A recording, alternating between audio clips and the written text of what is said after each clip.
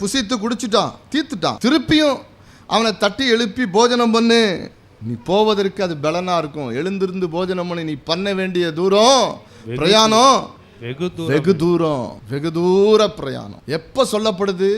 எலியா வாழ்க்கை முடிஞ்சிருச்சு, எசபேல் தன்னை கொன்றுவா, பயம் இருதயத்தை கவ்வி பிடித்து கொண்டது, சோர்வு மேலே சூழ்ந்து கொண்டது. அப்ப கர்த்தர் சொல்லுகிறார், நீ பண்ண வேண்டிய தூரம் பிரயாணம் வெகு தூரம்.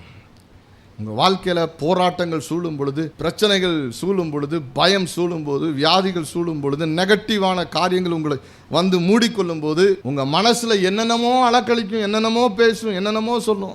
அதுக்கு தகுந்த மாதிரி எவனாவது ஒருத்தன் சொல்லுவான், நான் இப்படி ஒரு சொப்பனம் பார்த்தேன், நீ செத்து போகிற மாதிரியே சொப்பனம் பார்த்தேன், உன் ஆயுசு முடிஞ்சிரும் போல இருக்க அப்படின்வான். நல்லா கவனிங்க. இப்படிலாம் உங்கள் இருதயம் நிறைய அந்த மாதிரி ஒரு நெகட்டிவ் சிச்சுவேஷன்ஸில் பயமும் சோர்வும் இருக்கும் பொழுது தத்தளித்து திடனற்று இருக்கும்.